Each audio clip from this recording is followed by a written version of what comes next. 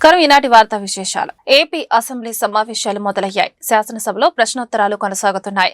గంజాయి నియంత్రణపై ఎమ్మెల్యే జయకృష్ణ అడిగిన ప్రశ్నకు హోంమంత్రి అనిత సమాధానమిచ్చారు. గత ప్రభుత్వంలో నియంత్రణ లేకుండా పోయిందని హోంమంత్రి ఆరోపించారు. ఏపీ అసెంబ్లీ సమావేశాలు 4వ రోజు ప్రారంభమయ్యాయి. శాసనసభ మొదలైన వెంటనే డిప్యూటీ స్పీకర్ రఘురామకృష్ణంరాజు ప్రశ్నోత్తరాలను చేపట్టారు. ఆంధ్ర ఒడిశా సరిహద్దుల్లో గంజాయి నియంత్రణపై పాలకొండ ఎమ్మెల్యే నిమ్మక జయకృష్ణ ప్రశ్న లేవనెత్తారు. హోంమంత్రి వంగలపూడి అనిత సమాధానమిస్తూ ప్రస్తుతం రాష్ట్రంలో గంజాయి నియంత్రణలో ఉందని, కూటమి ప్రభుత్వం రాగానే గంజాయిపై ఉక్కిపాదం మోపినట్లు తెలిపారు. వైసీపీ హయాంలో రాష్ట్రం గంజాయి కేంద్రంగా మారిందని విమర్శించారు. గత ప్రభుత్వంలో నియంత్రణ లేకుండా పోయిందని హోంమంత్రి ఆరోపించారు. చర్యలు పెంచడం వల్ల గంజాయి రవాణా పూర్తిగా అరికట్టవచ్చు అధ్యక్ష. అటువంటి చర్యలు ఏమైనా ఇంకా పూర్తి స్థాయిలో గట్టి భద్రత ఏర్పాటు చేసి పూర్తి స్థాయిలో నిఘాను పెంచి ఈ అక్రమ గంజాయి రవాణా ఇంకా పూర్తి స్థాయిలో అడ్డుకోవాలని గౌరవ హోంమంత్రి గారికి అడుగుతున్నారు అధ్యక్ష. 2019 తర్వాత గంజా సాగు ఇంచుమించుగా ఎలా అయిపోయిందంటే గంజా ఆంధ్రప్రదేశ్ గా మన సంగతి మనందరికీ తెలుసు. ఈగల ద్వారా మాక్సిమం గంజా సాగునైతే అధ్యక్ష నేను చాలా హ్యాపీగా చెప్పగలను, గర్వంగా కూడా చెప్పగలను. ఈ రోజు ఆంధ్రప్రదేశ్ లో గంజా సాగు అనేది జీరో కల్టివేషన్ అధ్యక్ష. ఎక్కడా కూడా గంజా సాగు లేదు అని చెప్పి సభాపూర్వకంగా మీ అందరికీ కూడా తెలియజెప్పడానికి కూడా అందరి సహకారం లభించినందుకు కూడా అందరికీ కూడా నేను ధన్యవాదాలు తెలియజేసుకుంటున్నాను అధ్యక్ష. ముఖ్యంగా ఇప్పుడు మనకి ఉన్న ప్రాబ్లం కాస్త ఏఓబి ప్రాంతాలు అంటే ఒరిస్సా నుంచి వచ్చేటప్పుడు కానీ కొంత ట్రాన్స్పోర్టేషన్ అయితే మన ఆంధ్రప్రదేశ్ గుండా సాగుతుంది. ఇప్పుడు ఎక్కడైతే దానికి సంబంధించి ఇంతకుముందు చెక్ పోస్టులు అయితే ఏర్పాటు చేశారు, కానీ చెక్ పోస్టులను కూడా ఎక్కడ కూడా నిఘా పెట్టి కానీ కొంచెం దాన్ని బాగా ఎక్కువగా ఎఫెక్టివ్ గా పనిచేసేటట్టుగా ఎక్కడ కూడా పెట్టుకోవాలి. కానీ మనం ఏం చేసామంటే ఇప్పుడు ఇంటర్ స్టేట్ చెక్ పోస్టుల కింద సుమారుగా 5 జిల్లాల్లోని కూడా దగ్గర 35కు పైగా చెక్ పోస్టులు పెట్టుకున్నాం అధ్యక్ష. ఆ చెక్ పోస్టుల దగ్గర కూడా ఎస్పెషల్లీ ఇప్పుడు మనకి పాలకొండ కాన్స్టిట్యుయెన్సీకి సంబంధించి రాయగడ గునుపూర్ దగ్గరలో ఉంటుంది అధ్యక్ష. అక్కడ బత్తిలి అని ఒక చెక్ పోస్ట్ కూడా ఏర్పాటు చేసుకోవడం జరిగింది. ఆ బత్తిలి చెక్ పోస్ట్ కూడా చాలా ఎఫెక్టివ్ గా పనిచేయడం వల్ల అట్ ద సేమ్ టైం అక్కడ ఎస్పీ మన్యం జిల్లా ఎస్పీ గారు, అదే విధంగా అక్కడ రాయగడ ఎస్పీ గారు నిరంతరం కోఆర్డినేషన్ చేయడం వల్ల అటువైపు నుంచి మాక్సిమం ట్రాన్స్పోర్టేషన్ కూడా తగ్గే పరిస్థితి కూడా వచ్చింది అధ్యక్ష. ఇమీడియట్ గా ఎవరైనా ట్రాన్స్పోర్ట్ చేసే పరిస్థితి ఉన్నా కూడా ఇమీడియట్ గా మన డిపార్ట్మెంట్ వాళ్ళు, ఈగల్ డిపార్ట్మెంట్ వాళ్ళు వెళ్లి పట్టుకోవడం, వాళ్ళు వెంటనే ఎన్డీపీఎస్ యాక్ట్ల కింద వాళ్ళని అరెస్ట్ చేయడం కూడా జరుగుతుంది. ఈ పాలకొండ, అదేవిధంగా సాలూరు, పార్వతీపురం ఈ ఏరియాస్ నుంచి కూడా ఎక్కువగా గాంజా రవాణా అవుతుందని ఇన్ఫర్మేషన్ తీసుకుని నిరంతరం నిఘాల ద్వారా మేము అక్కడ పర్యవేక్షణ చేస్తున్నాం. At the same time drone surveillances, CCTV surveillances up to highway వరకు వచ్చేటంత వరకు మాక్సిమం అంతా కూడా సీసీటీవీ సర్వైలెన్సెస్ పెట్టుకోవడం వల్ల నిన్నగాక మొన్న ఒక 100 కేజీలు గాంజా కూడా పట్టుకోవడం జరిగింది అధ్యక్ష. అంటే ఎక్కడ కూడా ట్రాన్స్పోర్టేషన్ కూడా ఈ జిల్లా విజయవాడ రైల్వే స్టేషన్ భారతదేశంలోని అతిపెద్ద రైల్వే స్టేషన్ గా అభివృద్ధి చెందుతోందని ఎంపీ కేశినేని చిన్ని వెల్లడించారు. అనేక మార్లు ముఖ్యమంత్రి చంద్రబాబు నాయుడు ఢిల్లీ వచ్చి రైల్వే మంత్రి కలిసి నిధులు మంజూరు చేయమని విజ్ఞప్తి చేశారని స్పష్టం చేశారు. బడ్జెట్ లో రైల్వే శాఖ రాష్ట్రానికి అధిక నిధులు కేటాయించారని చెప్పారు. రైల్వే డీఆర్ఎంతో కలిసి విజయవాడ ఎంపీ కేశినేని చిన్ని మీడియా సమావేశం నిర్వహించారు. ఈ సమావేశంలో వారు మాట్లాడుతూ ముఖ్యమంత్రి చంద్రబాబు నాయుడు కృషి వల్లే రాష్ట్రానికి రైల్వే శాఖ అధికమైన నిధులు కేటాయించిందన్నారు.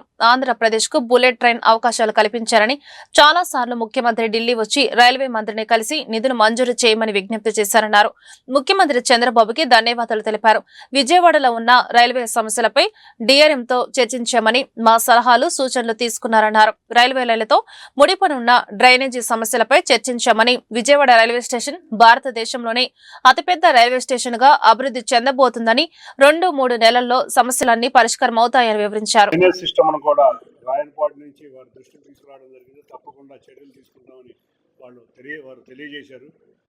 I thank total DRM garu and the people, the officers who have attended this meeting. We thank you, sir. So we people of Upsal of Vijayawada thank you for addressing the problems which we are being faced, and అందరికీ కూడా ముందుగా వారికి ధన్యవాదాలు తెలుపుకుంటున్నాం. ఇక విజయవాడ నగరానికి వస్తే గుణదల ముఖ్యంగా అతి భయంకరంగా మనకున్న ఎల్సీ నెంబర్ 8 2 గుణదల సమీపంలో ఉన్న ఎల్సీ నెంబర్ 8 316 కూడా క్లియర్ అయినాయి. 316 అయితే టెండర్ కూడా అయ్యింది. ఎల్సీ నెంబర్ 8 ఇంకో 4-5 రోజుల లోపల టెండర్కి వెళ్తుంది. అంతేకాకుండా రాయనపాడు రైల్వే స్టేషన్ దగ్గర ఉన్న 147 ఎల్సీ నెంబర్, 148 ఎల్సీ నెంబర్లు కూడా క్లియర్ అయినాయి. ఎల్సీ నెంబర్ 150 కూడా టెండర్కి వెళ్ళడం జరిగింది. వీటికి తోడు కొండపల్లి ఎస్టీ కాలనీలో ఉన్న ఒక ఆర్యూబీ కూడా క్లియర్ అవ్వడం జరిగింది. రాజరాజేశ్వరిపేట నుంచి కొత్త రాజేశ్వరిపేట నుంచి పాత రాజేశ్వరిపేట వరకు ఉన్న ఒక ఆర్యూబీని కూడా ఇవాళ పరిశీలించి డిజైన్స్ అన్ని క్లోజ్ అయినాయి. త్వరలో దానికి కూడా టెండర్కి వెళ్తుంది. వీటికి తోడు ఎన్నో సంవత్సరాల క్రితం, ఒక 50 సంవత్సరాల క్రితం నిర్మించబడిన ఎర్రకట్ట వంతెన, కేఎల్రావు వంతెన దగ్గర కూడా దాని ఫిజిబిలిటీ స్టడీ కింద డిపిఆర్ రెడీ చేయడానికి బెంగళూరు సంస్థకి ఇచ్చారు. దానికి కూడా ఫిజిబిలిటీ రిపోర్ట్ కూడా రాబోతుంది. వీటికి తోడు మనం చూస్తే మధురానగర్ టు వాంబే కాలనీ, అన్నిటికన్నా ముఖ్యమైన వాంబే కాలనీ, నగర పాలక సంస్థకు ఉత్తరం రాయడం జరిగింది. అక్కడ డ్రైనేజీ మార్చమని, పొజిషనింగ్ ఆఫ్ డ్రైనేజ్ మార్చమని. ఆ డ్రైనేజ్ కూడా మార్చడానికి నగర పాలక సంస్థ కూడా సిద్ధంగా ఉంది. అతి త్వరలో బాంబే కాలనీ వాసుల ఎప్పటి నుంచో కోరికైన ఆర్యూబీ అతి త్వరలో మన ముందుకు రాబోతుంది. వీటన్నిటికీ తోడు విజయవాడ నగరంలో ఉన్న రైల్వే స్టేషన్, ఎన్నో సంవత్సరాల క్రితం కట్టిన ఈ in Vijayawada area, Vijayawada city area, which has grown by leaps and bounds, and there are capacity constraint in Vijayawada. So he has given a number of useful suggestions about the location of planned stations, how do we handle the enhanced capacity, and regarding the drainage and other issues which are affecting railways, and how to go about it. So I'm thankful to our Honorable MP sir for giving us the suggestions. A number of issues like ROBs, LCs have been raised, and Railways is committed to fulfilling all the requirements of the people which have been listed out, and we hope in the near future people will feel the benefit of all these activities, ROBs that we have undertaken. Drugs రహిత సమాజ నిర్మాణానికి సమిష్టిగా కృషి చేద్దామని, ఎక్కడైనా drugs ఆనవాళ్లు కనిపిస్తే 1972 ద్వారా సమాచారం ఇవ్వాలని, ఈ నెంబర్పై విస్తృత అవగాహన కల్పించాలని జిల్లా కలెక్టర్ జి లక్ష్మీసా సమన్వయ శాఖల అధికారులను ఆదేశించారు. మాదక ద్రవ్యాల వినియోగంతో కలిగే దుష్పరిణామాలపై ఈగల్ ఆధ్వర్యంలో 133 అవగాహన కార్యక్రమాలు నిర్వహించడం జరిగిందన్నారు. కళాశాలలు, ఉన్నత పాఠశాలలు వివిధ ప్రాంతాల్లో వీటిని నిర్వహించడం జరిగిందన్నారు. జిల్లాలో గుర్తించిన 150 హాట్స్పాట్ ప్రాంతాలపై నిరంతరం పర్యవేక్షణ ఉండాలని స్పష్టం చేశారు. జిల్లా స్థాయి నార్కో కోఆర్డినేషన్ సెంటర్ సమన్వయం నాషా ముక్త్ భారత్ అభియాన్ కార్యక్రమంలో భాగంగా మాదక ద్రవ్యాల నియంత్రణ, దుష్ప్రభావాలు, అవగాహన కార్యక్రమాల నిర్వహణ, కౌన్సిలింగ్ సేవలు తదితరాలపై మంగళవారం కలెక్టర్ శ్రీ పింగళి వెంకయ్య సమావేశ మందిరంలో కలెక్టర్ లక్ష్మీషా అధ్యక్షతన సమావేశం జరిగింది. పోలీస్ కమిషనర్ ఎస్వి రాజశేఖర్ బాబు, డిఎల్ఎస్ఏ సెక్రటరీ కె రామకృష్ణయ్య తదితరులు హాజరైన సమావేశంలో జిల్లాలో నిర్వహిస్తున్న విస్తృత అవగాహన కార్యక్రమాలు, ఈగల్ ఆపరేషన్స్, డి అడిక్షన్ కేంద్రం సేవలు, స్వచ్ఛంద సంస్థల భాగస్వామ్యం, operation safe campus zone, hotspots తనిఖీలు తదితర అంశాలపై చర్చించారు.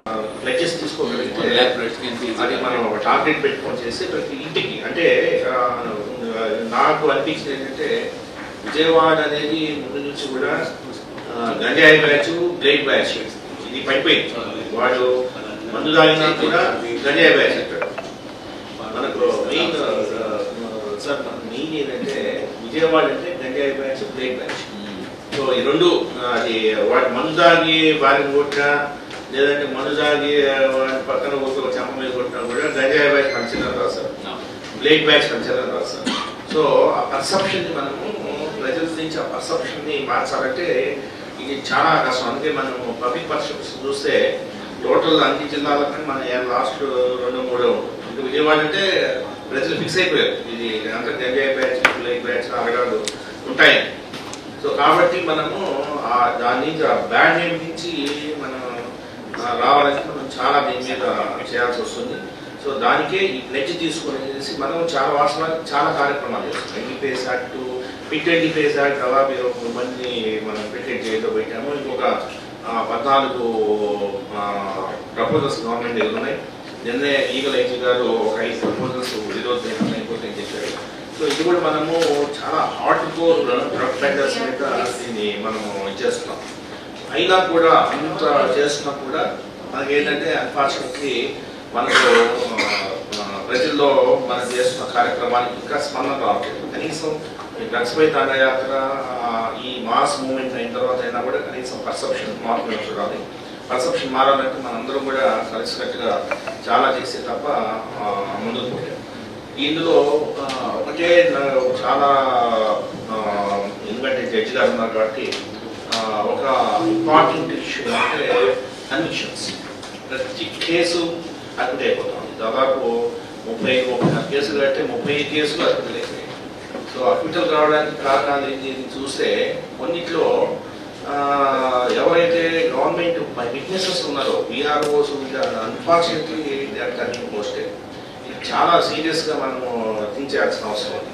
సో విఆర్ఓస్ విఆర్ఏస్ వీళ్ళే మనకు పోస్టెడ్ అయిపోతుంటే కొన్ని కేసెస్లో కొన్ని పోలీస్ వైపు నుంచి ఇన్వెస్టిగేషన్లో సరిగ్గా ఇన్వెస్టిగేషన్ చేయక ఇవన్నీ కూడా 22-23 సంవత్సరాలు కట్టిన కేసులు కాబట్టి అంత ఫోకస్ పెట్టలేదు. సో ఇప్పుడు ట్రైనింగ్ దెమ్. సో జడ్జి గారు కూడా వాళ్ళు కూడా ఇందులో మనకి పోలీస్కి కొన్ని చిన్న చిన్న ట్రైనింగ్ సెషన్స్ పెట్టి కొంత మోటివేట్ చేసిన బాగుంటుంది. అయితే ఒకటి ఏంటంటే కన్విక్షన్ ఇచ్చినప్పుడు కూడా మరీ అదేంటి అడ్యూర్ వైపు నిలబడకుండా మాకు కూడా కొన్ని కన్విక్షన్స్ ఇస్తే కొంత ఉత్సాహం ఉంటుంది. జడ్జి గారిని నేను రిక్వెస్ట్ చేస్తున్నాను. ఇంద్రకీలాద్రిపై అత్యంత వైభవంగా గంగా పార్వతి మల్లేశ్వరుల రథోత్సవం కన్నుల పండుగగా సాగింది. ఈ రథోత్సవం చూడటానికి భక్తజనం భారీగా తరలివచ్చారు. ప్రజలందరూ సుఖ సంతోషాలతో ఉండాలని పరమేశ్వరుని ప్రార్థించారని, ఎటువంటి అవాంఛనీయ సంఘటనలు చోటు చేసుకుండా భారీ పోలీస్ భద్రత ఏర్పాటు చేసినట్లు పోలీస్ కమిషనర్ రాజశేఖర బాబు తెలిపారు. ఇంద్రకీలాద్రిపై గంగా పార్వతి సమేత మల్లేశ్వర స్వామి మహాశివరాత్రి బ్రహ్మోత్సవాలు అత్యంత వైభవంగా జరుగుతున్నాయి. ఉత్సవాల్లో ప్రధాన ఘట్టమైన రథోత్సవం సోమవారం భక్తి ప్రవత్తుల మధ్య శివాలయం మెట్ల వద్ద మల్లేశ్వర స్వామి ఆలయం నుంచి ప్రత్యేకంగా అలంకరించిన ఉత్సవ మూర్తులను chairman Borra Radhakrishna, EO VK సీరా నాయకులు టెంకాయలు కొట్టి ఊరేగింపును ప్రారంభించారు. మేళ తాళాలతో ఊరేగింపుగా రథం సెంటర్ కు చేరుకుంది. హరహర మహాదేవ, శంభో శంకర, ఓం నమః శివాయ అంటూ శివనామ స్మరణతో 1 టౌన్ కెనాల్ రోడ్డు మార్మోగింది.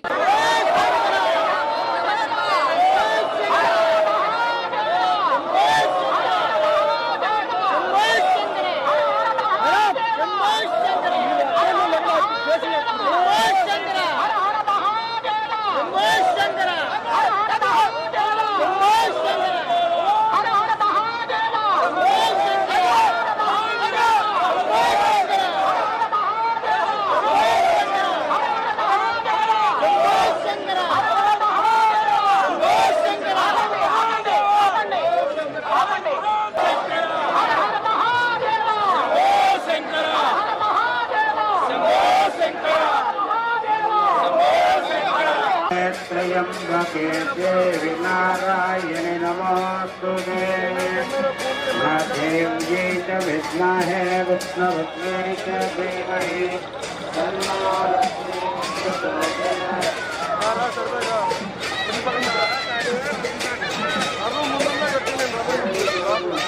हरिणीं सुवर्णरजतस्रजाम् चन्द्रां हुस्मैरनन्दपमेन्द्याकवे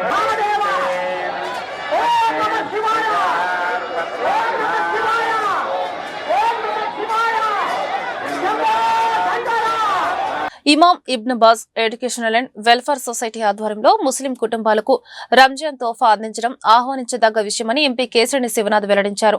సొసైటీ అధ్యక్షుడు సయ్యద్ అహ్మద్ మహమ్మదీ గత కొన్ని సంవత్సరాలుగా సేవా కార్యక్రమాలు చేస్తున్నారని, వారికి తన సహాయ సహకారాలు ఎల్లప్పుడూ ఉంటాయని స్పష్టం చేశారు. 1 టౌన్ పంజాబ్ సెంటర్లోని ముసాఫిర్ ఖానాలో పేద ముస్లిం కుటుంబాలకు రంజాన్ పండుగ సందర్భంగా మంగళవారం నిత్యావసర సరుకులు పంపిణీ కార్యక్రమం నిర్వహించడం జరిగింది. ఈ కార్యక్రమానికి విజయవాడ ఎంపీ కేశినేని చిన్ని హాజరై కార్యక్రమాన్ని ప్రారంభించారు. ఈ సందర్భంగా ఆయన మాట్లాడుతూ రంజాన్ పండుగ సందర్భంగా ముస్లింలు కఠిన ఉపవాస దీక్షలు నిర్వహిస్తారని, వారు పండుగను ఆనందోత్సాహాలతో జరుపుకునేందుకు నిత్యావసర సరుకులు పంపిణీ చేయడం ఆనందంగా ఉందన్నారు. Imam Ibn Baz welfare and educational society Syed Ahmed Mohammadi గారి అధ్యక్షతన ఈ సొసైటీ గత 2005 సంవత్సరం నుంచి ఎన్నో సేవా కార్యక్రమాలు, అంతేకాకుండా ఎడ్యుకేషనల్లో పిల్లలకి సహాయం అందించే విధంగా ఈ కార్యక్రమాలు చేస్తున్నారు. విజయవాడ నగరంలోనే కాదు, ఈ సంవత్సరం విజయవాడ చుట్టుపక్కల ఉన్న ప్రాంతాల్లో కూడా పవిత్ర రంజాన్ మాస సందర్భంగా నెలకి సరిపడే కిట్స్, రంజాన్ కిట్స్ సుమారు 400 మందికి ఇప్పుడు సుమారు 2000 కిట్లు ఈ నెల మొత్తం కూడా వీళ్ళు ఇవ్వడం జరుగుతుంది. నిజంగా వాళ్ళ ఎంతో మంది పేద కుటుంబ రంజాన్ పండగ ఇవాళ తీసుకొచ్చినట్టుగా ఈ సొసైటీ చక్కటి ఏర్పాట్లు చేసింది. తప్పకుండా ఇటువంటి ఎన్నో సేవా కార్యక్రమాలు ఎడ్యుకేషన్ లో కూడా కుల మతాలకు అతీతంగా ఎవరికి సహాయం అందించాలన్నా కూడా చక్కగా వారు అందిస్తున్నారు. తప్పకుండా ఇటువంటి సోషల్ అవేర్నెస్ ఉన్న వ్యక్తులు విజయవాడ నగరంలో చాలా ఎక్కువ మంది. మా సోదరుడు ఫతావుల్లా కూడా మనం చూసాం.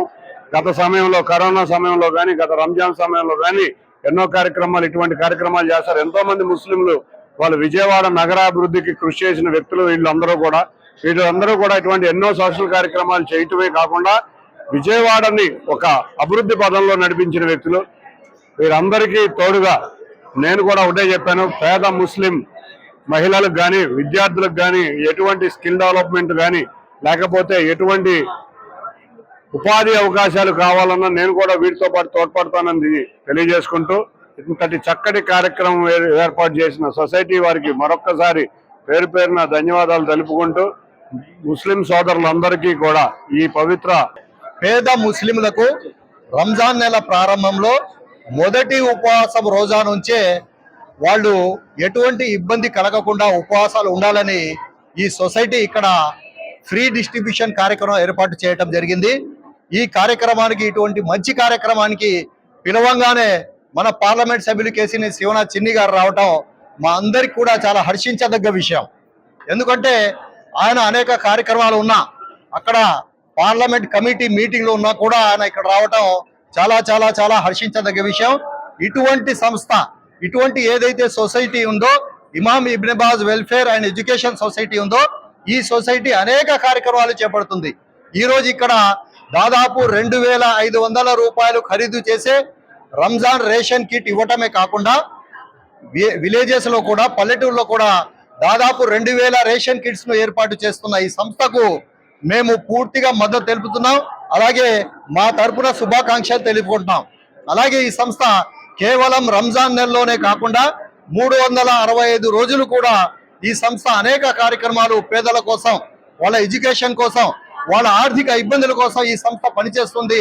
ఇటువంటి సంస్థకు మా ఎంపీ గారు వచ్చి మద్దతు తెలపడం చిన్నారులు కిషోర బాలల్లో రక్తహీనత పోషకాల లోపాలకు కారణమైన నులిపురుగుల నివారణించే ఆరోగ్యవంతమైన ఎదుగుదలకు ఆల్బెండాజోల్ మాత్ర ఎంతో ఉపయోగపడుతుందని జిల్లా కలెక్టర్ డాక్టర్ జి లక్ష్మీష అన్నారు.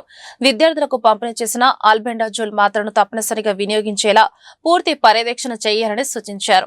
జాతీయ నులిపురుగుల నిర్మూలన దినోత్సవాన్ని పురస్కరించుకుని మంగళవారం జిల్లా వైద్య ఆరోగ్య విద్యాశాఖల ఆధ్వర్యంలో స్థానిక సివిఆర్ హైస్కూల్లో నిర్వహించిన నులిపురుగుల మాత్రల పంపిణీ కార్యక్రమంలో జిల్లా కలెక్టర్ లక్ష్మీష పాల్గొని విద్యార్థులకు ఆల్బెండాజోల్ మాత్రలు పంపిణీ చేశారు. ఈ సందర్భంగా జిల్లా కలెక్టర్ మాట్లాడుతూ చిన్నారుల ఆరోగ్యంపై నులిపురుగులు తీవ్ర ప్రభావాన్ని చూపుతాయన్నారు. చిన్నారుల శారీరక ఆరోగ్యంతో పాటు మానసిక ఆరోగ్యాన్ని దెబ్బతీసే నులిపురుగులను నివారించేందుకు ఆల్బెండాజోల్ మాత్ర సురక్షితమైన మార్గమన్నారు.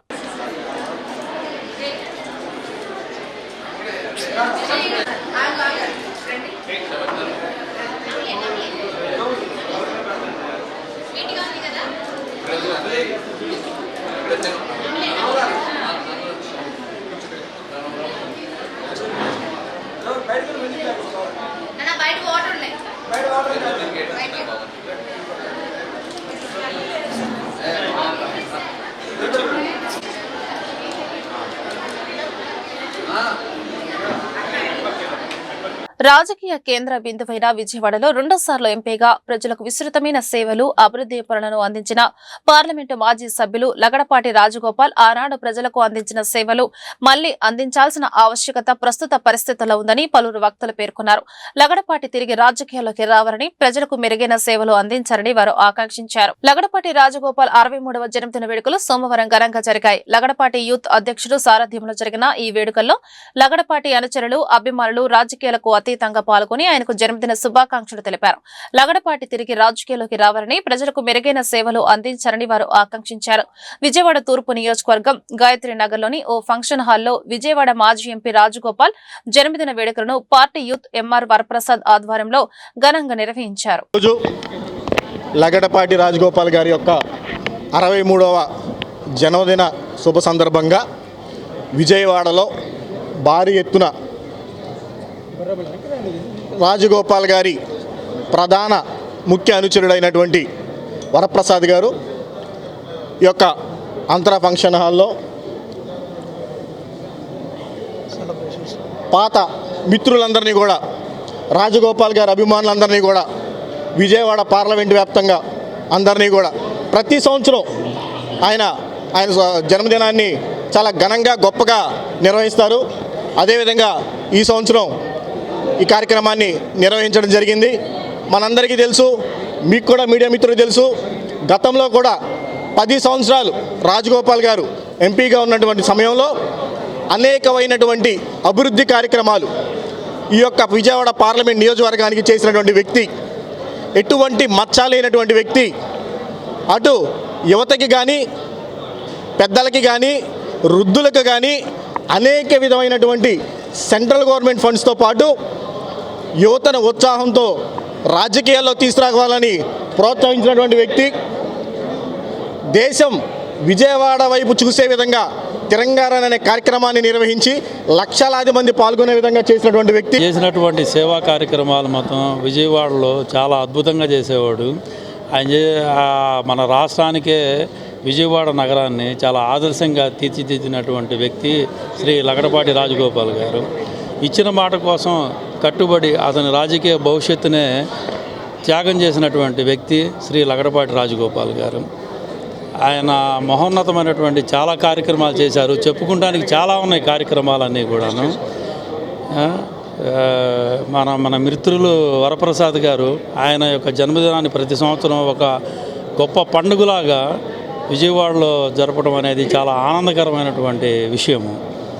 ఈ సందర్భంగా వరప్రసాద్ గారిని కూడా 2 మాటలు మాట్లాడవలసిందిగా. రాష్ట్రానికి విదేశీ పెట్టుబడిదారులు సమ్మిట్లు, పర్యటనల పేరుతో రావడం తప్ప రాష్ట్రం అభివృద్ధికి దోహదపడే విధంగా ఒక్క స్పష్టమైన ఎంఓయూ కూడా కుదరలేదని సిపిఎం రాష్ట్ర కమిటీ సభ్యుడు దోనెపూడి కాశీనాథ్ తీవ్రంగా ఆరోపించారు. భారీ అంచనాలు సృష్టిస్తూ ప్రభుత్వం ప్రచారం చేసుకుంటున్నప్పటికీ ఆచరణలో మాత్రం ఫలితాలు కనిపించడం లేదని విమర్శించారు. పెట్టుబడుల పేరుతో ప్రజల్లో ఆశలు కల్పించి తర్వాత నిరాశ మిగిల్చడం సరికాదన్నారు. రాష్ట్రానికి వచ్చిన ప్రముఖ పారిశ్రామికవేత్త బిల్ గేట్స్ అరటికాయ తోటలు, వ్యవసాయ క్షేత్రాలు చూపించడం తప్ప రాష్ట్ర పరిశ్రమలు, మౌలిక వసతులపై స్పష్టమైన ప్రణాళికలు వివరించలేకపోయిందన్నారు. వ్యవసాయ రంగాన్ని కూడా పీపీపీ విధానంలో ప్రైవేటు పరం చేయరనే ఆలోచన ప్రభుత్వంలో కనిపిస్తుందని ఆయన అభిప్రాయపడ్డారు. రైతుల సంక్షేమం, వ్యవసాయ అభివృద్ధి లక్ష్యంగా ఉండాల్సిన ప్రభుత్వం కార్పొరేట్ ప్రయోజనాలకు ప్రాధాన్యత ఇస్తోందని విమర్శించారు. కిలోమీటర్లు విఎంసీ వేయాలి, ప్రైవేటోడు డబ్బులు వసూలు చేస్తాడు. ప్రైవేటోడు కాంట్రాక్ట్ డబ్బులు వసూలు చేయటం అంటే ఎట్లా ఉంటుందంటే, మన వాకిట్లో, మన షాప్ ముందు, ఆ రోడ్డుల్లో ఉన్నటువంటి నివాసాల ముందు బండి పెట్టుకుంటే వాడు డబ్బులు కట్టాలా, యోధర్ ఛార్జీ కట్టాలి ప్రైవేటోడికి.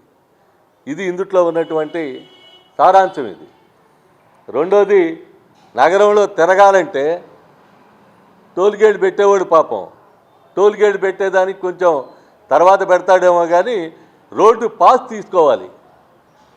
నగరంలో మొత్తం తిరగాలి అని అంటే కనెక్టివిటీ రోడ్డుల నుంచి మెయిన్ రోడ్లకి రావాలన్నా, నగరంలో తిరగాలన్నా రోడ్డు పాస్ ఒకటి తీసుకోవాలి డబ్బులు కట్టి. ఆ పాస్ తీసుకున్న తర్వాతనే వాడు రోడ్లో తిరిగేటువంటి దానికి అలౌ చేస్తాడు. ఆ రోడ్డు మీద ఉన్నటువంటి తోపుడు బళ్ళు కావచ్చు, షాపుకు ఉన్నటువంటి బోర్డులు కావచ్చు, అడ్వర్టైజ్మెంట్ ట్యాక్స్ సహా మొత్తం యోధర్ ఛార్జీ అని చెప్పనే పేరుతో ప్రైవేట్ కాంట్రాక్టరే వసూలు చేసుకునేటువంటి పరిస్థితి వస్తుంది. ఇది రాబోయే కాలంలో ఈ పీపీపీ యాన్యుయేటెడ్ మోడల్ అని చెప్పనేటువంటిది రాబోతూ ఉంది అని చెప్పనేటువంటిది ఈ సందర్భంగా చెప్పదలిచాం. అందుకనే సిటీ మొత్తం ప్రైవేట్ వాడి చేతుల్లోకి వెళ్ళాక సిటీ ఎవరి చేతిలో ఉంటుంది? ఏముండదు ఇక. అంటే రాబోయే కాలంలో రోడ్లే కాదు, ఇక రోడ్లతో పాటు నివాసాలను కూడా ప్రైవేటైజ్ చేసినా ఆశ్చర్యం లేదేమో కూటమి ప్రభుత్వం అని చెప్పనేది వస్తూ ఉంది. అందుకని ఈ సిటీ మనదే, city is our right. City మనది అయినప్పుడు సిటీ ఈజ్ అవర్ రైట్ అని చెప్పనేటువంటిది తప్పనిసరిగా ఉండాల్సినటువంటి అవసరం ఉంది. No to privatization of road. Privatization చేయడానికి వీల్లేదు, సిటీని ప్రైవేటైజ్ చేయడానికి వీల్లేదు. సిటీ మీద మా హక్కు ఉంది, ఇది మా సిటీ, మా సొంతం అని చెప్పనేటువంటి పద్ధతుల్లో ప్రజలు కూడా ఆలోచించాల్సినటువంటి అవసరం ఉంది. దురదృష్టం ఏంటంటే రైస్ మిల్లర్స్ అసోసియేషన్ ఎవరితోనూ ఎటువంటి బేరసారాలు గాని కమిషన్ ఫ్లెక్సింగ్లు గాని జరపలేదని, మిల్లర్ల మీద ఎవరి ఒత్తిడి లేదని రైస్ మిల్లర్స్ అసోసియేషన్ అధ్యక్షుడు గుమ్మడి వెంకటేశ్వరరావు, కార్యదర్శి వల్లూరి సూర్యప్రకాశ్రావులు స్పష్టం చేశారు. నిరాధారమైన ఆరోపణలతో ఒక ప్రముఖ పత్రిక దురుద్దేశంతో కథనాన్ని ప్రచురించిందని ఆరోపించారు. రైస్ మిల్లర్స్ అసోసియేషన్ ఆధ్వర్యంలో గాంధీనగర్లోని రైస్ మిల్లర్స్ అసోసియేషన్ హాల్లో మీడియా సమావేశం నిర్వహించారు. ఈ సమావేశంలో అసోసియేషన్ అధ్యక్షుడు గుమ్మడి వెంకటేశ్వరరావు, కార్యదర్శి వల్లూరు సూర్యప్రకాశ్రావు తదితరులు పాల్గొని మాట్లాడుతూ, రాష్ట్రంలో రైస్ మిల్లింగ్ పరిశ్రమకు సంబంధించి ఒక ప్రముఖ దినపత్రికలో వచ్చిన కథనాన్ని తీవ్రంగా ఖండిస్తున్నామన్నారు.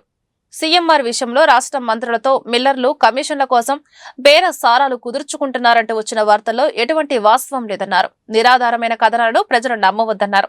ఒక పార్టీకి ప్రయోజనం చేకూర్చారనే దురుద్దేశంతోనే కథనాలు రాయడం జరిగిందన్నారు. ఇండస్ట్రీని ఇంకా చచ్చిపోయిన ఇండస్ట్రీని ఇంకా చంపేద్దాం అనుకోవడం మాత్రం కరెక్ట్ కాదు సార్.